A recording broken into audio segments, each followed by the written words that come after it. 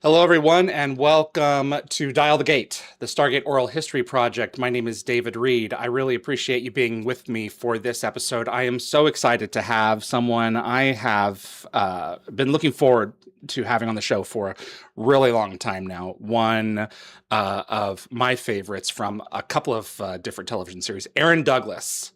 You may know him as Moac or a Jaffa in Stargate SG-1, but we know him and love him. I know him and love him as Chief Galen Tyrol in Battlestar Galactica. Aaron, thank you so much for being here. It is a privilege to have you, sir. How are you Thank you doing? for having me. I'm great. We just the preamble, just so everybody knows, we were trying to figure out how to get the thing to stop following me. So that's why we're a little bit late. I have no idea what I'm doing with this stuff. So I really should have just brought my friend Michelle on to go, hey, press this button and it'll stop you. So And anyways, big thanks to Michelle for bringing us together. How are things yes. going by you? Anything noteworthy that we need to make everyone know about off the top? Any updates? What's happening in your world, sir? I just finished season one of a show, a very exciting show, a huge show, something that I am so excited about. I can't talk about it anything other than that, Okay. other than the name, because they have announced me, but they haven't announced who I'm playing. And it's this. And I was supposed to be wearing this today, but Oh. spring has sprung and it's so hot. And I had this on earlier and I was sweating like I was standing on the surface of the sun. So this is my cool swag from the show Vought Rising. So it is a prequel to The Boys. So if you're a Boys fan, The Boys fan, you will love this. It's sort of the origin story of the superheroes.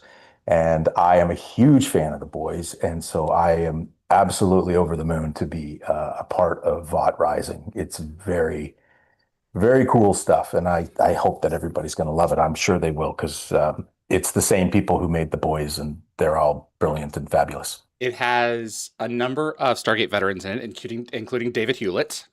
Yes, my Um, buddy Dave and I got to hang out a whole bunch of times in Toronto. It was great. he is something special. Is this as does it follow with as intense as the previous shows do, or does it kind of like let things chill a little bit? I doubt it. In terms of the I'm speaking specifically in terms of like the violence. This is also as much for adults as the previous shows were, I would imagine. I would say Okay. yes, without relaying any information because I don't want to get in trouble No, I'm not with gonna. I'm that. not gonna But pursue yeah, that too much with you. it's yeah, it's just it's so much fun to work on. It's so great. Yeah. Have they said anything about when it's coming out publicly? I haven't seen it. It's that's still up in the Yeah, air. not a clue. These shows take so long in Yeah. post-production because of the special effects and the vis effects and all that kind of stuff. And so there's a huge lag because there's so many people working on computers making the show look amazing, just like the boys. So I have no idea. My guess would be probably not till the fall or next year, but that is just a random guess. When did you stop shooting? February. Okay, so we have a long way to go I think there's a wait. Yeah. for Well, sure. the boys' final season just started airing 2 days ago, right? So, Yes, that's um, right. yeah. So season five, the boys' first two episodes dropped on the 8th, I believe, and then every week until it's done. So that's going to take us till like June, maybe Okay. sometime in June. I think. I don't know. I don't know how to don't know the dates. I wait till everything's done and then I watch like an entire season in a day. So no That's what I do spoilers out too. there. No, don't tell me what's happening because I want to go in and just one rainy Saturday afternoon just watch 10 hours of the show Mow and it down. mow it down. Absolutely. Otherwise, I'm like, what happened last week? Who's that again? How does she know her? Yeah. So, My yeah, problem is I do that with whole series. So mhm. I watched the first season of The Boys, and then COVID hit, and my buddies and I couldn't get together anymore. And it's like, you know what? I can't believe I'm admitting this out loud, but I'll just watch the show when it's all over. I mean, Yeah. that's not good for the show, but it's how I prefer to watch it. So, Oh, I I mean, totally agree. I yeah, love finding a show that's done and been gone for a while and go, Exactly. I have 95 episodes of this. This is outstanding. Exactly right. Exactly right. Yeah. Yeah. You find something that's been off the air for a while and you go, holy. I saw forests on your coffee mug, and I immediately thought Twin Peaks because I did that with Twin Peaks, and Oh, I still it's haven't seen Twin Peaks, but apparently it's great. you'll be like, oh, this set the standard for everything. Like Oh, everything came out of this on some level. Something that you love, including Battlestar, I'm sure, was taken out of that, out of lessons oh, from that. It was so early on, and I finally sat down and watched it about 3 years ago, and it was like, this is exceptional. It is like okay. nothing else on television, and there's only 3 seasons of it. So please add that to your list. I will add that to the list. What Yeah. about Brian J. Smith? Did you get to spend any time with Brian? Oh, he is my new best friend. He and He is I, awesome. yeah, we had a day early on when I Mhm. joined the show, and it was so cool because like, hi, nice to meet you. Hi, nice to meet you. And there was just sort of that awkward pause, and then we started walking and just talking to each other. And out of the blue, he just goes, "Okay, I just got to get this out of the way. I'm a huge Battlestar Galactica fan, and I am fanboying out right now so hard." And I went, "Oh, buddy, that's great." So we chatted and chatted, and then it turned into like Brian and I would go for dinner, and we'd have these great evenings, go over to his house and play games. And we watched the Super Bowl at his house, actually, with like most of the cast was just down, stuffed into his TV room downstairs at his house he was renting. And just there's like 7 people squished onto the couch. And it was just fabulous. And then I surprised him one night. Kate Vernon joined us for dinner. So it was Brian, Kate, and I, and he was, I can't believe it. Yeah. And What are you so we doing to made me him an here, man? honorary Cylon, and he's Oh very God. pleased. So he is Um, the kindest man. He is just a lovely, lovely human being, and I really hope we get to do more things together because I cannot say enough wonderful things about him and how much fun we have together. extraordinary inside and out, and a good actor. Oh, phenomenal! From Absolutely. Juilliard, he is Yeah. just he was the first that I met for SGU at Gate World, where I was working at the time when we did a lot of Battlestar coverage back in the day as well. We got to announce him, and like right from the word go, I was like, "There's something special with this one. I don't know what it Yeah. is." Even Yeah. Paul Weber was he championed him early on. Yeah. So it's just been great to watch his career, and the fact that he's a theater guy. He was very happy in New York. Yeah. So Yeah. Yeah. Yeah. But yeah, and he's tremendous in the show. He's oh good. so good. So good. That show is just so much fun to work on, and everybody, cast and crew, is just delightful. There's like, you know, like James Gunn has the no jerk Yes. policy, and Yes. Jason Bateman has the no jerk policy, and they have the no jerk policy. And a fish rots from the head, and the head is Jensen Ackles, and he is the best.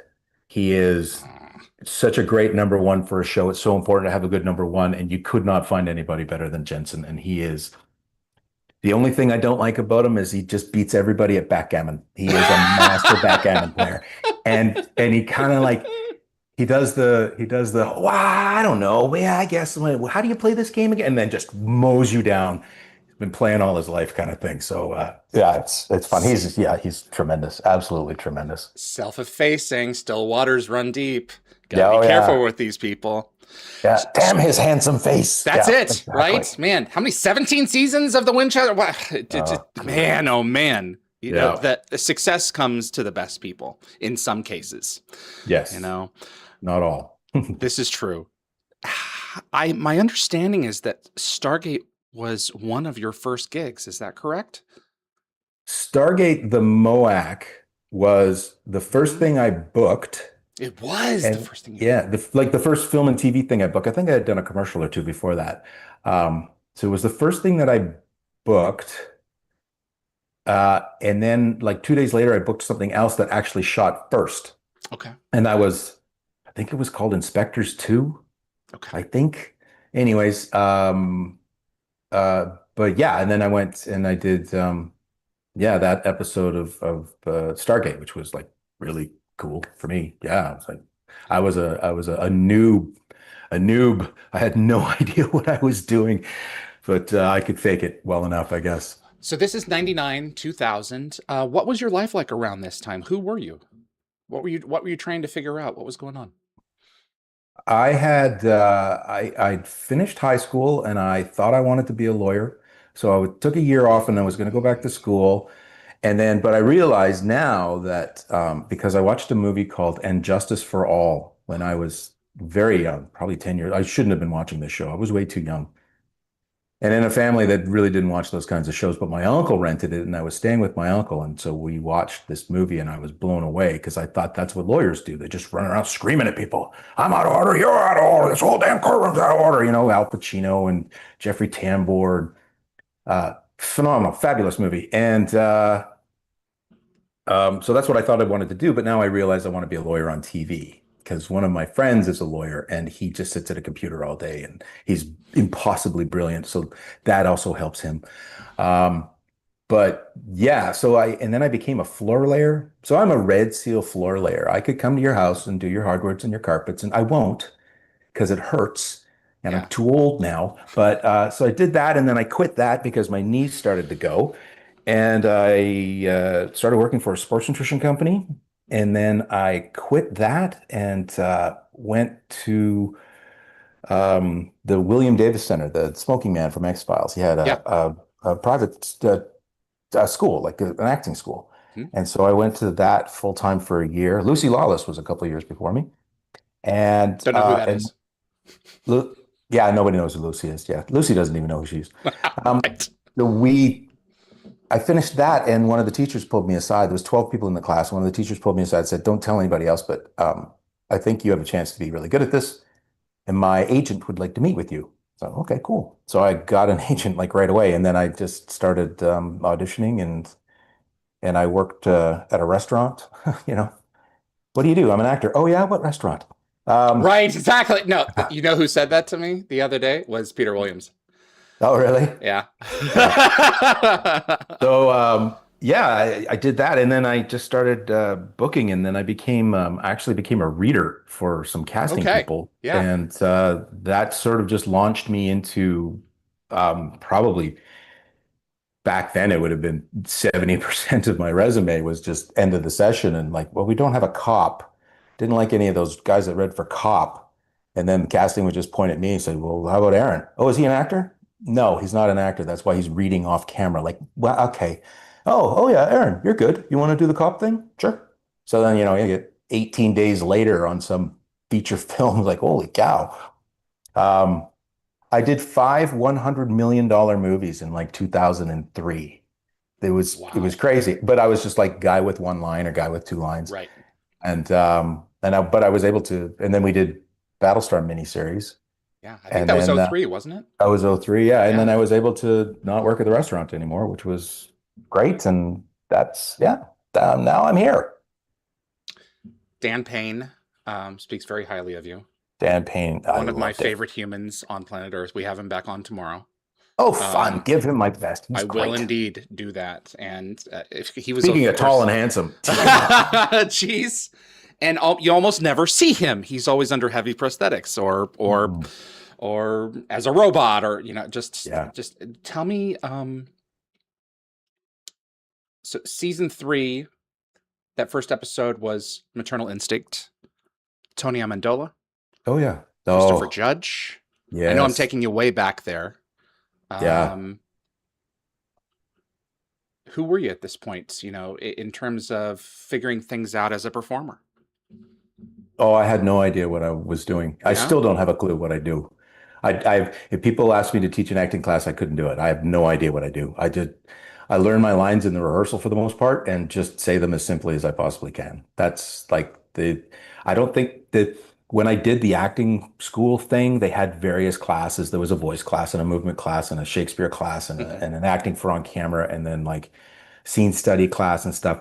And we had different teachers who taught different disciplines and nothing really stuck for me. Like it did, no light bulb went off except for one teacher, which was so funny because his style of teaching I went, oh, I get it. And everyone else in the class went, I don't understand this at all. I just don't get it. So I was the only one that this really resonated with, whereas everybody resonated with all the other teachers to the point that I was just like, I'm just going to stand over here now. You guys go do that over there.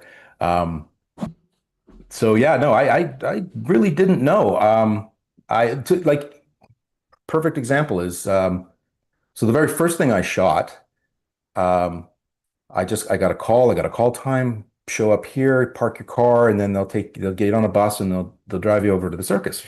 And I'm like, the circus? What? Yes. What? That's not what this scene is. Um, I didn't realize, for people who don't know, Right.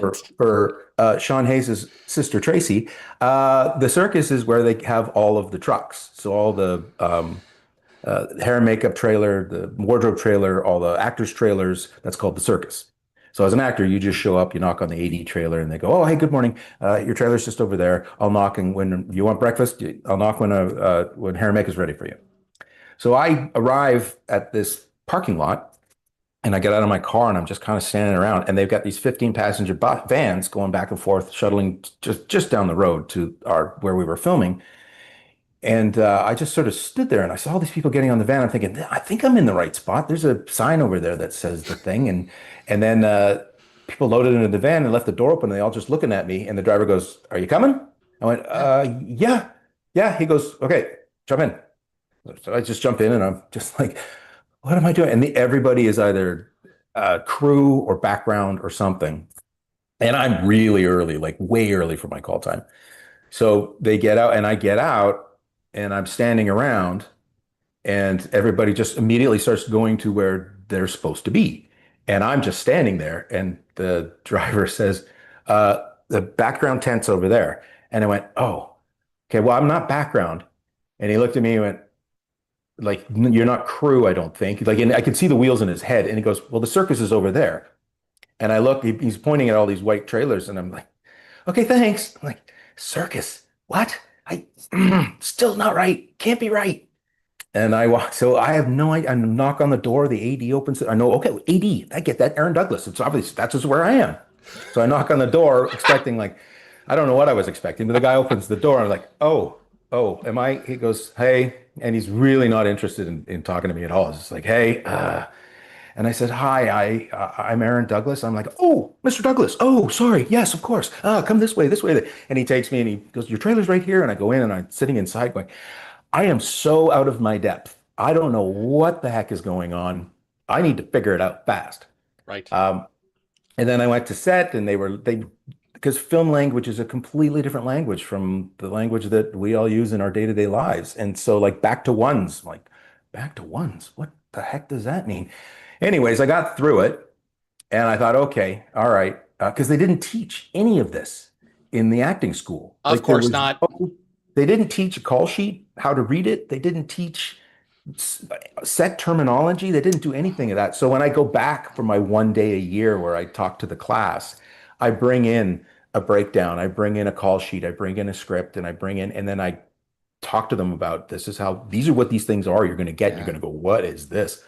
Um, so yeah, I've not a clue. And then now I'm going over to the Stargate. I'm like, holy crap. Okay. Walk on that set. They put me in the costume and oh, yeah, this is kind of cool actually. But then the first scene is Tony and I, and Tony is the best man, um, is us coming through the gate and coming down the ramp, and I'm holding on to him and he's propped me up. I know this because Michelle sent me the clips. Thank you, That's Michelle. right. And so I'm coming down the ramp and I'm holding on to him like I'm dying.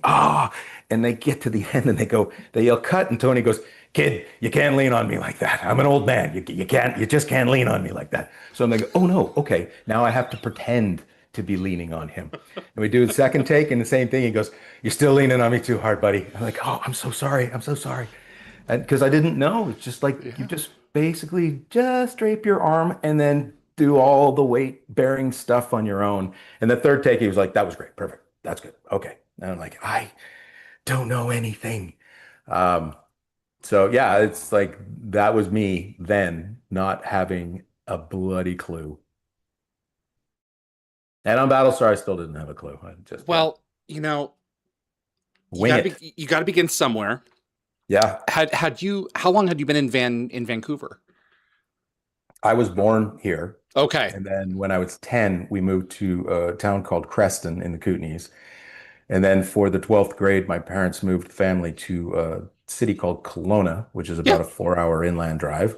Yeah. And then after that, after I graduated high school and stayed there for a few years, I came back to Vancouver on my own. And so I've been here since, pick a number, 2027. Wow. I mean, 1997, something like. No, you know what? Somebody's going to know this. I moved the day Lady Diana was killed in the car crash. 1997, August 29th. There you go.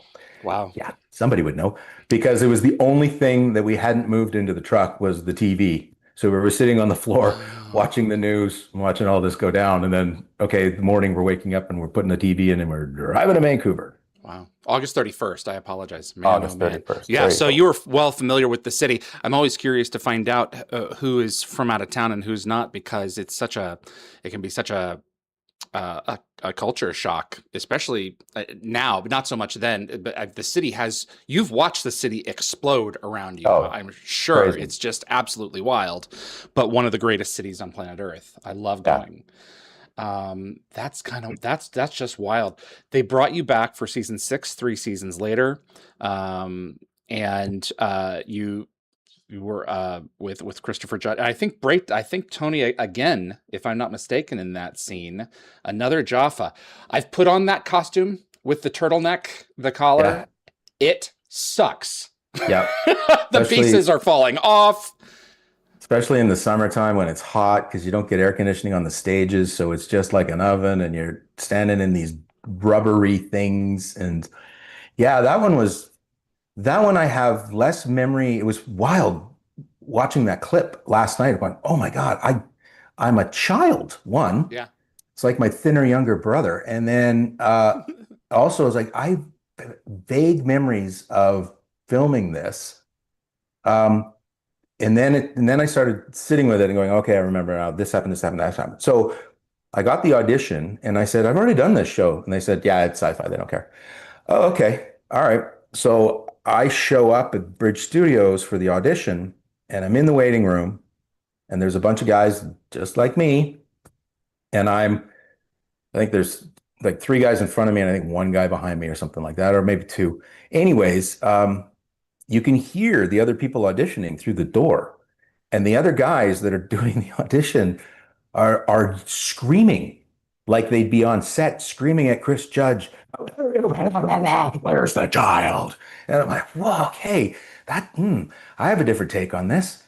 And so they went through 1 guy and then they went through another guy and you could hear them do the one. And then obviously they got the direction. Can you just bring it down a little bit and just like make it simpler? And like, oh yeah, okay. Young actors like, make it simpler. Okay, yeah. So, yell louder.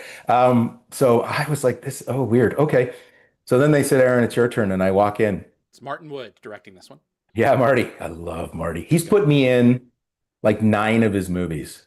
I'm his cameo guy. He brought me to Guam. That's where I got this shirt. Oh, you did. Yes, absolutely. Operation Christmas Drop. Yes. Yeah. Yeah. I love Marty. He's like, Aaron, come and do this thing. Okay. Anyway, so he was in there, producers were in there, and the first thing they go, hi, Aaron, and the first thing somebody starts to say to me, and I don't know if it was Martin or not, probably was, he goes, you don't have, and I went, yeah, no, I know. And they paused for a second and then they went, okay. And they just sat back. And so what shows up on camera is what I did in the audition. And I got to the end of the thing and they all just sat there staring at me. And then one of them just smiled and said, thank you. And I went, okay, have a nice day. So I went out and I got in my car and I was 2 blocks away and we had pagers back then, no cell phone. I had a pager, and it's my agent's number. So I pull over and I go to a payphone. And for you kids out there, a payphone is a phone that the public was allowed to use if you had enough quarters. And they were on city streets. Weird, I know. And quarters were coins. And quarters were coins, yes. There was no tap of a card or your watch or your phone. Money can be exchanged for goods and services. Yes. So I phoned my agent and he goes, I don't know what you did, but you nailed it. So you got the part. it's the fastest from audition to Wow. cast of my career, and it's not even close. I was probably 15 minutes from walking out of that Man. room, and obviously they just went the next guy, and then just told casting hire him, and casting immediately phoned my agent, who immediately phoned me. Thank God for So thin walls. no doubt, right? I find Yeah. it when you can hear other people's auditions, I will Yeah. leave because I don't want to hear that. I find it weird unless I want to hear how the reader reads it. So I Right. can hear the reader. Okay, okay. Yeah, okay. No, Well, I would think it would get into your head. I think I'm on the right track. No, I can turn it off. It's Okay. just I don't when it's bad. Oh, when you're watching bad acting or bad Yeah. singing or bad anything, and it's just the cringe is just like it's like there's some episodes of Seinfeld I can't watch because George Costanza is so incredibly just cringy, and I can't. There's like Curb Your Enthusiasm. I still haven't watched that show because it's just so it's like nails up my spine. I can't watch this. I can't watch this. So yeah, I when understand. there's a lot of auditions that have bad actors. I've read for I had keeping it I was keeping a tally for a while. I think I had read like 5,500 individual auditions, like set daily sessions for years in a row. And so that's the best acting class I've ever had is Oh, for sure. just standing there watching people absolutely take a dump on themselves. And, it's like, oh, this is not good. Not And all then acting classes are created equal, Aaron. no, exactly. God. But yeah, so yeah, it was weird watching those last night and going, oh man, I vaguely remember this. I vaguely remember that. So apparently the episode, what I was told, because we shot, well, main unit went to lunch. Mm. So we had their lunch to get this scene. Hmm. We were on the same stage and we came in and we would rehearse while they were still filming. Is And this then they broke, Redemption or were you back at Bridge Studios at SGC? this was at the bridge. Okay, so you're at, okay, so this is Maternal Instinct, all right. This is the second one. Yeah, the second one that I did. Maternal Instinct, where with the Heresy's child. Yes, that's the first one. Yeah. Yep. Okay.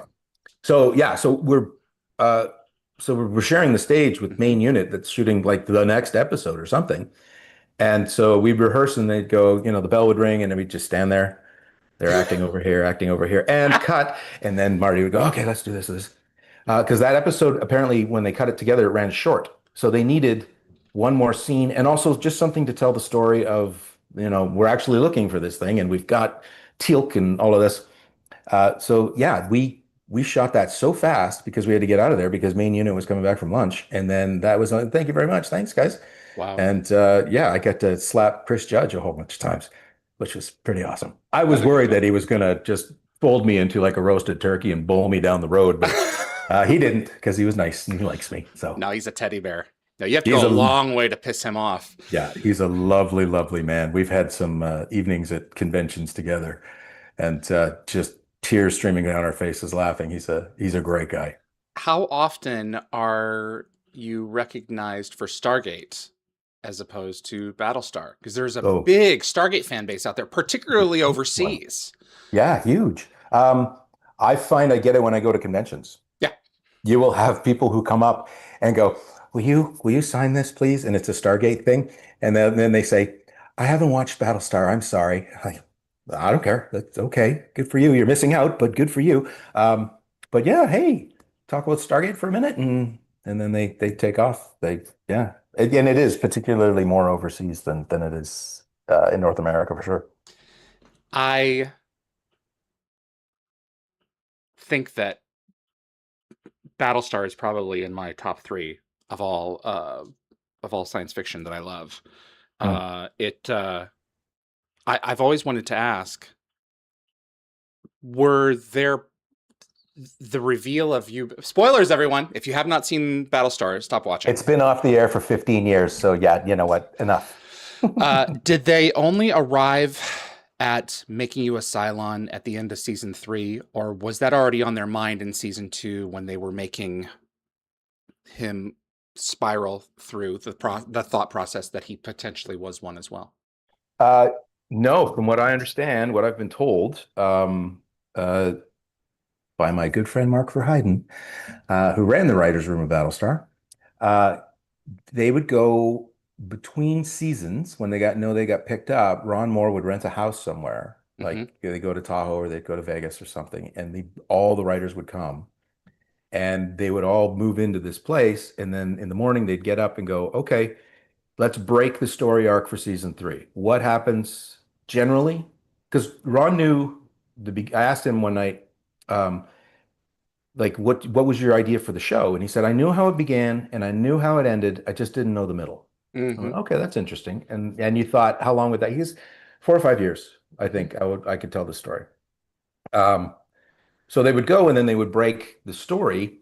And then so when he would show up with ideas, and so he shows up at the season three story break thing and goes, I want to reveal the final five Cylons. And everybody went, oh, wait a second. Yeah, because we have seven. Oh, yeah, there are five more. Okay, so is it like bringing people in? No, no, no. They're within the fleet already. So all everybody. Yeah, So something's moving the chess pieces above them. yeah. That's the only reason that So that would make sense. yeah, yeah. You can't just start introducing new people. No. No. Truco. Mm. Um, so apparently what they did is they took everybody's 8 by 10 and stuck it up on a wall Oh. and went already Cylons, already Cylons, already Cylons. And then they would just point to one and go, what about her? Makes sense because of this and this and this. Doesn't make sense because of that, that, and that. Okay, then that's a no. And put it over on the no wall. And then they narrowed it down and narrowed it down and narrowed it down to us. Yeah. And then Ron kept Kate Vernon in his back pocket as the extra one. And so yeah, they would break the story arc for the season. They'd create an outline. Every character's going to have this happen to him. Mm. Chief is constantly going to get emotionally punched in the face. Yeah, thanks, guys. And yeah, and then they settled on that. They didn't tell us until like the day of the read through for that episode. We had the script, and then and then because they had heard some rumors, Mm. uh, and then they took the four of us aside and Mm. said, "Okay, here's some extra pages." And we went, "What?" Uh, which is so interesting because you never could get away with that in nowadays. Like this is before social media and all of that kind of stuff and leaking and emailing. We would get physical copies of the scripts. Like you Mhm. didn't come digitally.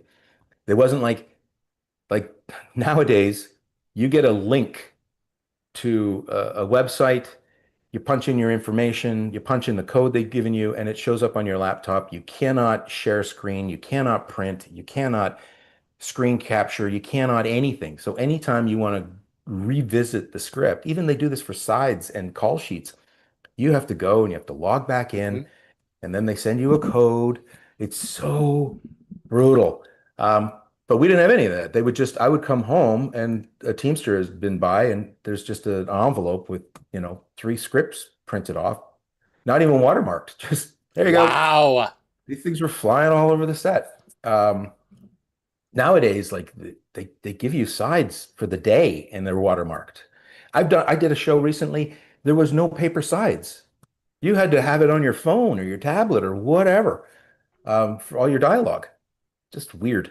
I guess we're saving trees. Uh, There are some advantages, but I mean, yeah, like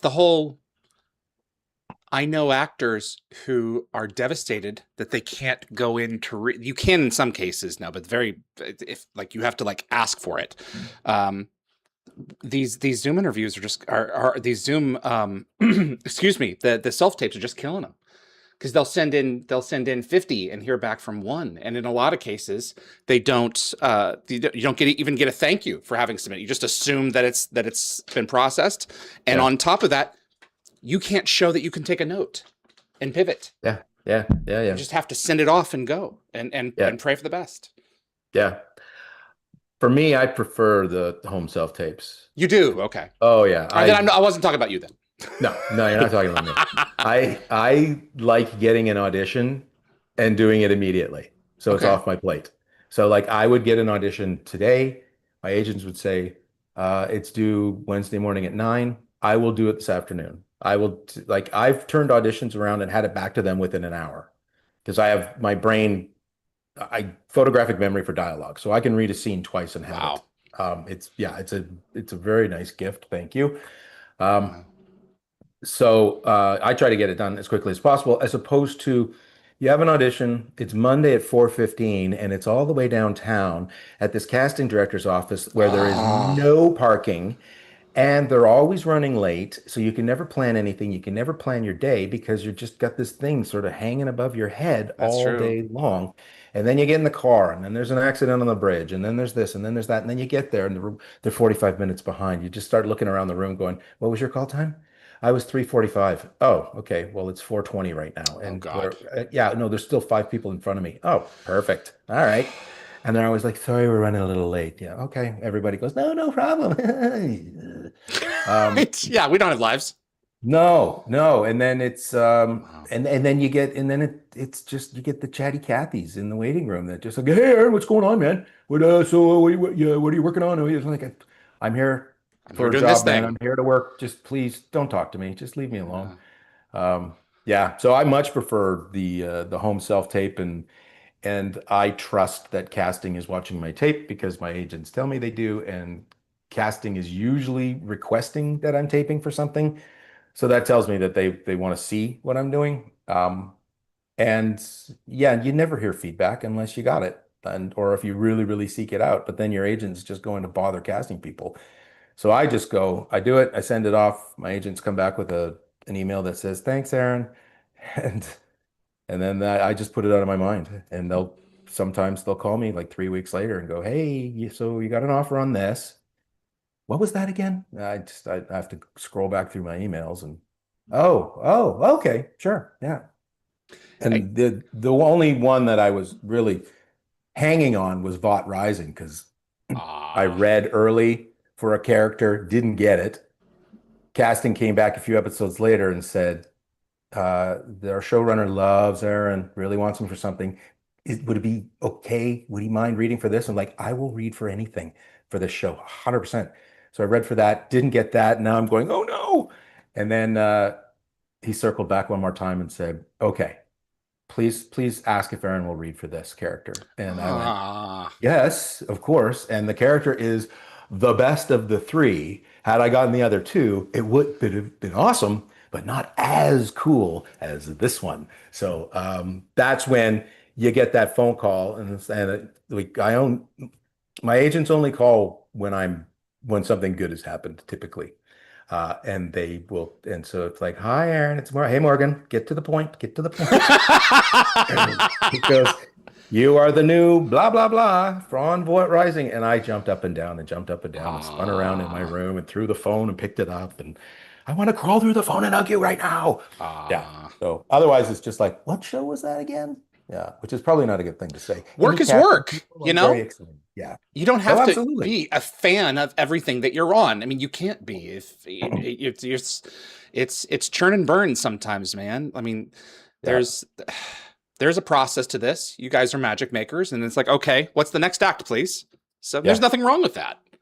No, no, no, no. So, It's what we do. We audition and wait around for a living, and right. being on set's the gravy. That's it. That's it. Exactly. Um, I've got some fan questions for you. Sure. Mardi Gras wants to know what's your current thoughts on AI and Hollywood? I think it stinks. Okay. Um, it's I mean, I'm really curious to see where it's going to go. It's costing Hmm. people jobs, which really sucks.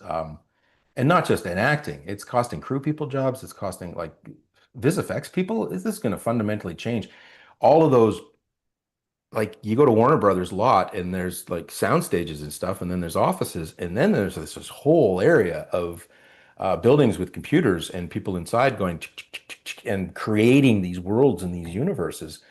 Um, and they're just going to punch that into a computer and it's going to churn it out in, an hour as opposed to, I mean, I remember going and visiting in on Battlestar, they had post people that were on the lot here in Vancouver, Hmm. and then they also had them down in LA Hmm. at the Universal lot. And I would go to visit them, and it was wild. It was like because they sit inside in these dark rooms all day long. So you open the door and some sun comes in, it's like, ah! There's a bunch of vampires or like golems in there. And they're just working tirelessly in at these things, and I mean, Battlestar, the visual effects still stand up, and these people basically Oh did my it God. for the amount of money that they found picking up pop cans on the side of the road because it wasn't really a large budget item, but they turned out amazing stuff. But then also in the one in Vancouver, this is 20 Hmm. plus years ago, when they finally would finish something, and then computer people will understand this far better than me. It has to render, Hmm. and rendering can take hours, Hmm. days. Frame by frame. But yeah, and so they'd hit start, It and starts. Yeah. they'd go home, and they'd come back, and the thing ran for 3 hours, and then there was a glitch and it stopped. It So they're crashed. like, oh no. So they have to start at the beginning. So that happened a couple of times.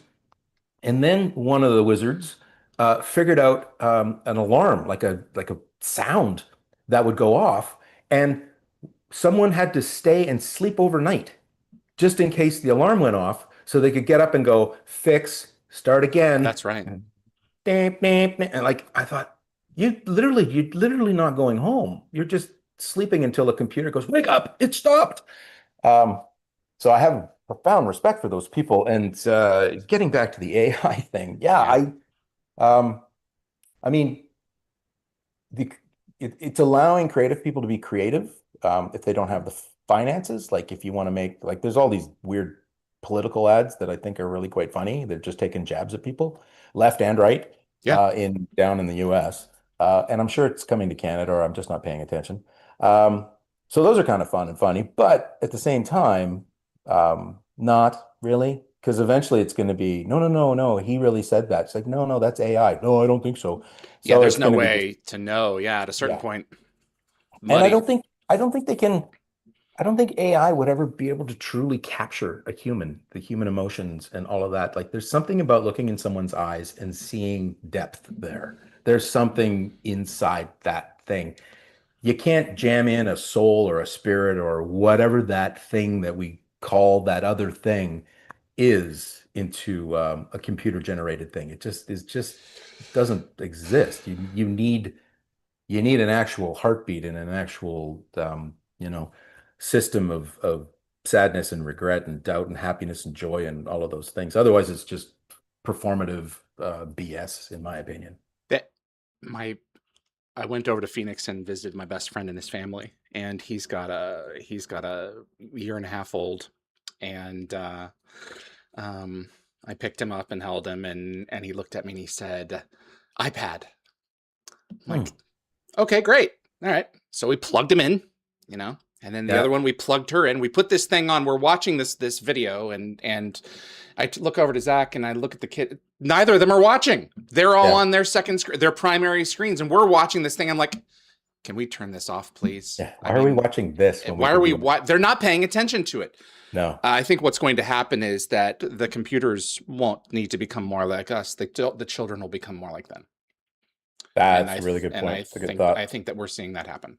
Yeah, no, Um, yeah, and we I think can't it's, get them to make eye contact with it. They're terrified. They're yeah, terrified of human contact and of making mistakes. It's like it's okay. It's okay. yeah, Just do something. yeah, What you find out is that you can learn from it, but they're terrified.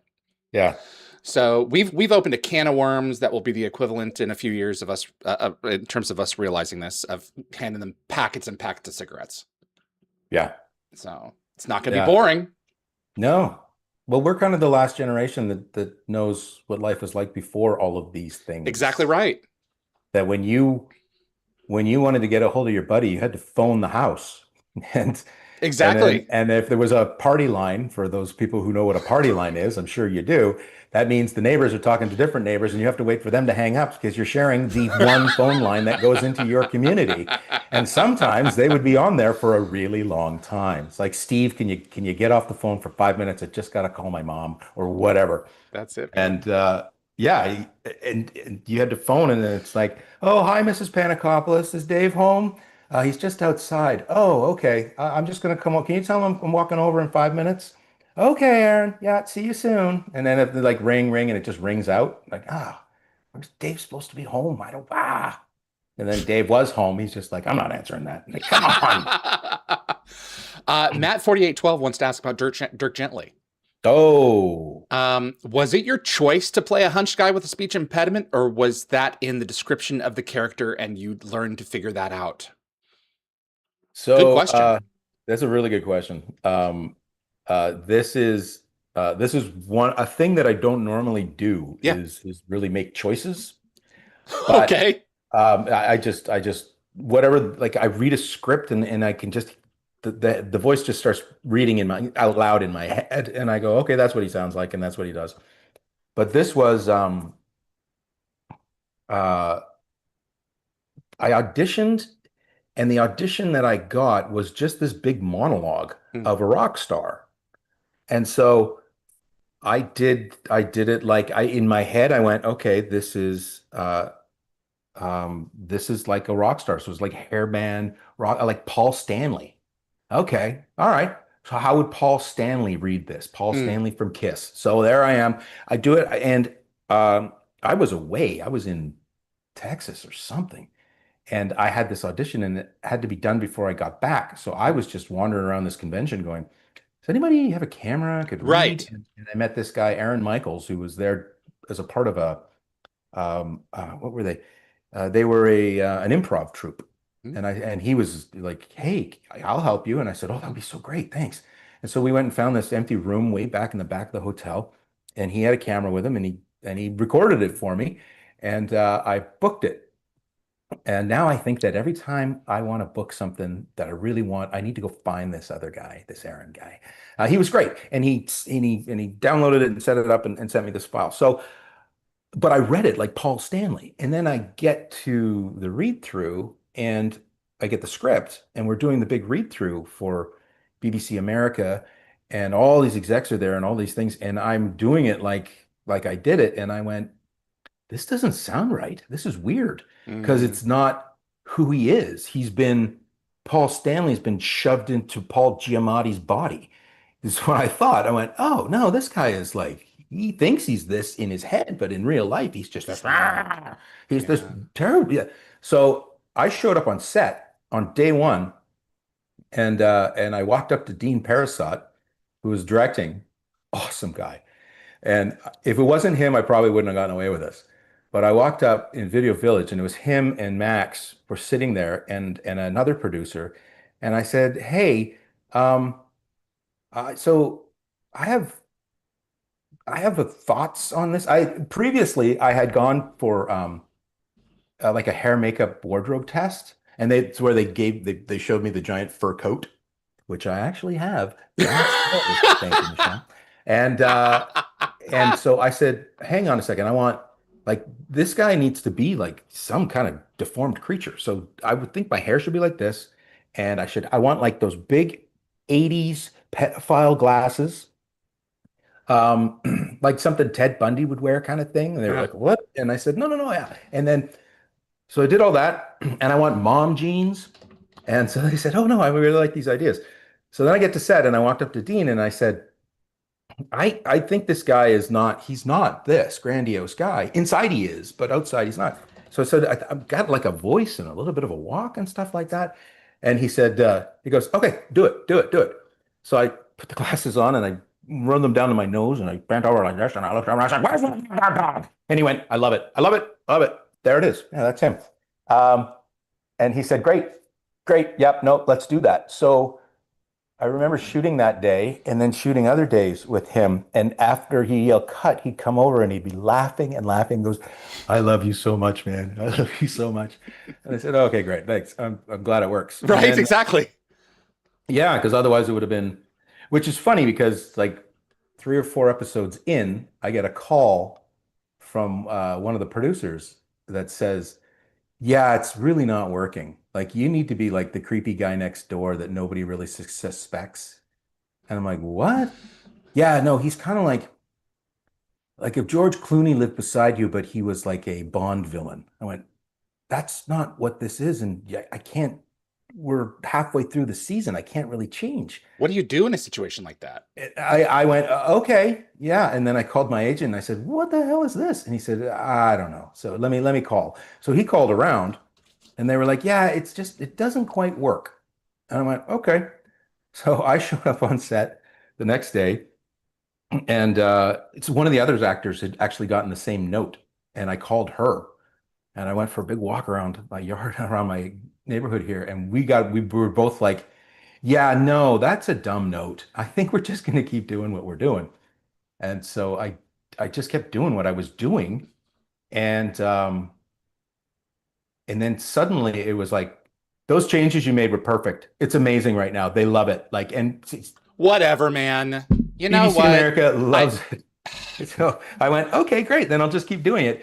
And then BBC America and Netflix blew up because Netflix had bought it from them. They flew up all these execs, and they got to set, and they were like, "We want to meet Aaron. We want to meet Aaron." So like, "Hey, Aaron, come over here. These people want to meet you." And like, "Hey, nice to meet you. Nice to meet you." And they said, "Our two favorite characters on the show, other than Elijah and Sam, are you and Dave Lewis. Love you guys. Love your characters. What you're doing is mind blowing."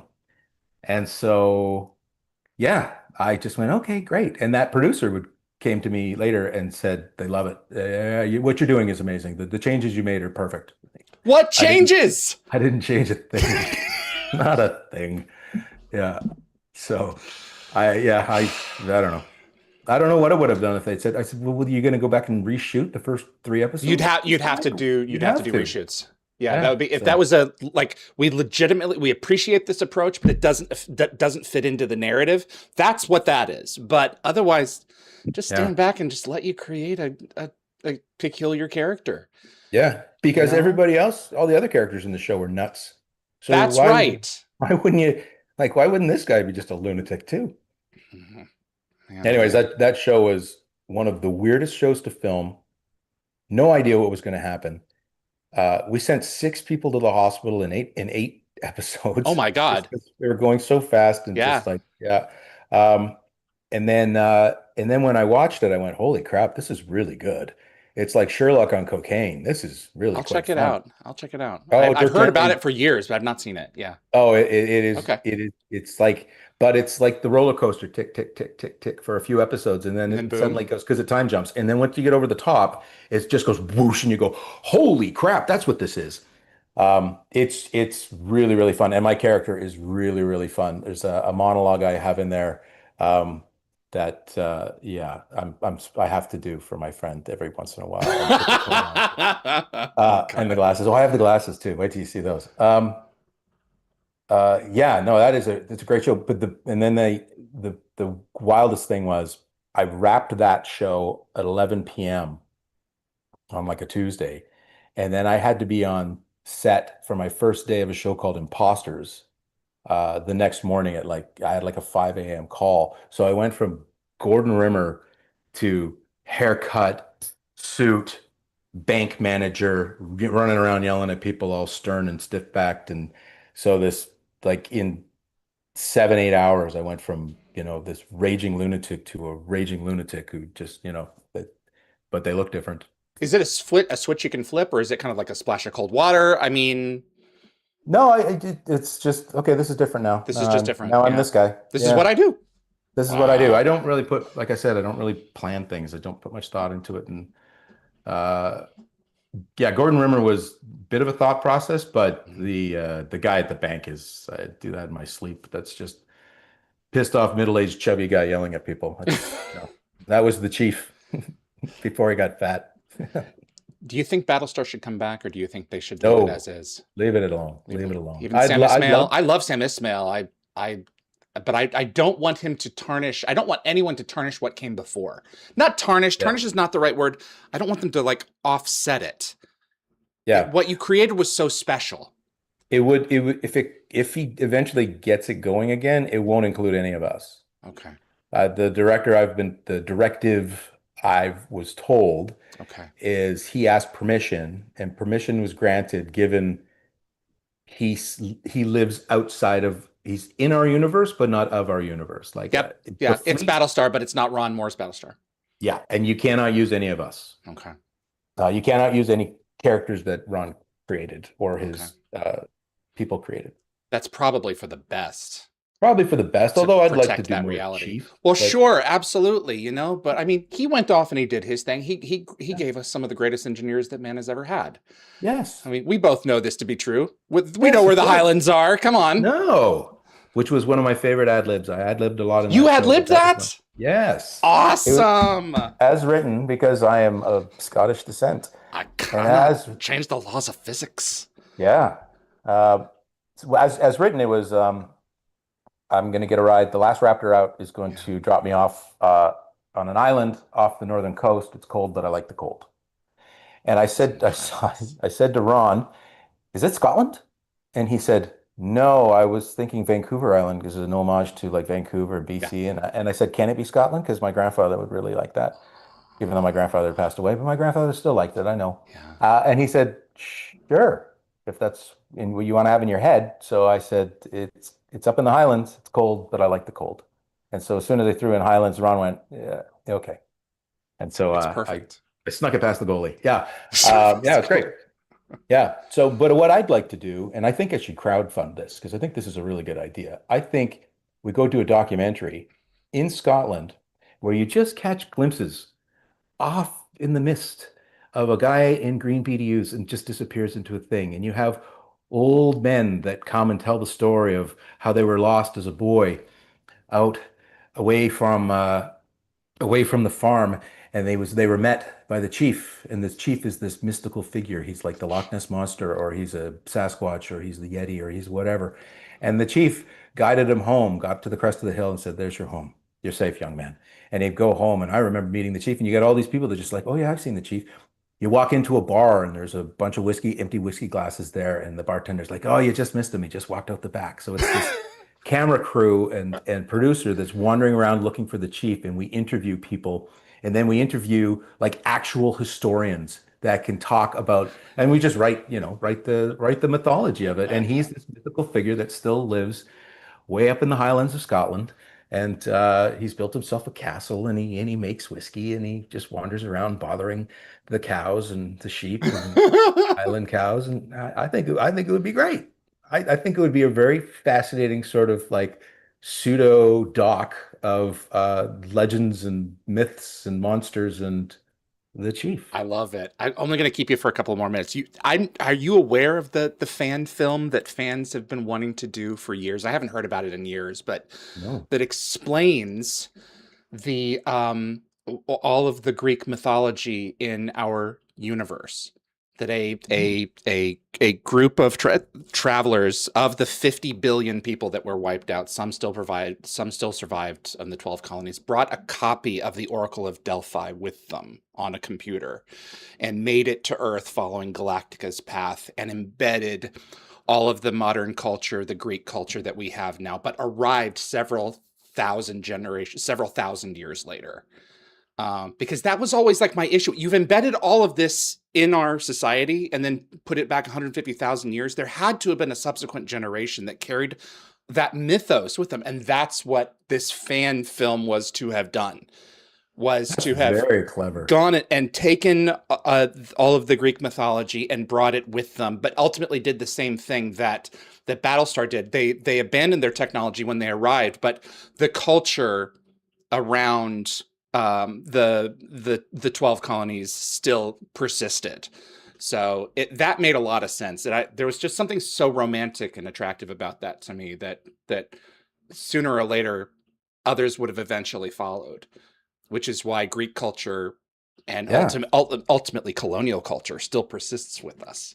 Yeah. So, I think those people, fired up. Let's right, go. exactly. I'm on board. You got one here. Don't bother the rest of the cast. That's it. They'll get on board. 100% Oh they yeah. will. I know they will. Yeah, absolutely. If I bake bread for Grace, she'll come and do anything. Yeah. I've heard she's wonderful. So I've been Oh, trying to get her on the channel for ages now because she started off really young on Stargate too. So yeah. Oh, um, she is the best. She's just lovely. They all are. I mean, it's the only cast I keep in touch with. there you Like go. from all the shows I've done. Last question for you. BBBO68. Do you still enjoy German beer? Ha! Yes, of course. There you go. Especially when in Germany. Some beers don't travel well. Guinness No, doesn't some travel don't. well. No. So, Hmm. Aaron, This has been tremendous. Thank you so That was much great for fun. spending an hour with us. I have been looking forward to this for a long time. That you really made my month. So Oh, it's cool. Thank you. just meant a Thank you. lot to have you. More Stargate is on the way, and Oh yeah, anything they're is rebooting it. possible. They are That's right. indeed. Main filming is going to be in London, but we need some Canadians in there for sure because that's where the I show would is from. imagine they'd probably come over here for exteriors, or are they just setting it in a whole new It's place? being filmed globally. Oh, So, but yeah, the somebody's spending money. Oof, good exactly. for them. I Good would for them. suspect 7 or 8 million an episode Oof, easily because that's ILM a is proper involved, number. and Oh, there you they go. brought in Yeah. Christopher Nolan's production designer. Oh, there you go. So Yeah. it's Nathan Crowley. It, It's good stuff. it's so nice to work on a show where money really isn't the issue. Yep. Like it's so nice. Yeah, I like this Vought Rising thing. They will put every dollar on the screen and whatever needs to happen to make it the best it can be, they will do it. They step right up and go, "Yep, we're making this thing awesome." And Can then you get other shows that are just like, "Holy moly, come on!" You yeah. can't get one more grip so that that person doesn't have to do all the running back and forth. Like, come on. There's a big disparity there. When the show comes out, will you come back on? Oh yeah, I'm 100%. I'd love to. Yeah, yeah, I would. I am dying to talk about this character. I can't wait to Dying. talk about it too. Yeah, it's there's like the people on the show know, the people in my family know, some of my friends know, but not all of them. I don't tell people because I know people who will tell people. No, you got to be Um, careful. and that's it. That's Yeah, it. yeah, yeah. So it's yeah, no, you keep the lid on that because I want to go back and work with Brian some more and have more dinners. Absolutely. No, no, great guy. Aaron Douglas. So say we all. Thank you, everybody. Be well. Be well, sir. My name is David Reed. You're watching the Stargate Oral History Project. If you enjoy Stargate and you want to see more content like this on YouTube, do me a favor. Click that like button, please. It does make a difference with the show and will continue to help us grow our audience.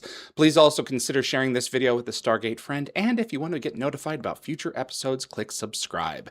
And giving the bell icon a click will notify you the moment a new video drops, and you'll get my notifications of any last-minute guest changes. We have a number of episodes coming up this season moving forward. We have Dan Payne, who's going to be joining us tomorrow at 9:30 Pacific time, and then Kristen Dalton, Anna from Resurrection. She's joining us April the 12th at 3 p.m. Pacific. My tremendous thanks to my moderating team. You guys are the best. Marsha, Raj, Lockwatcher, you guys pull this out every single episode that we do live. It means the world to me to have you. My name is David Reed for Dial the Gate. I appreciate you tuning in, and I'll see you on the other side.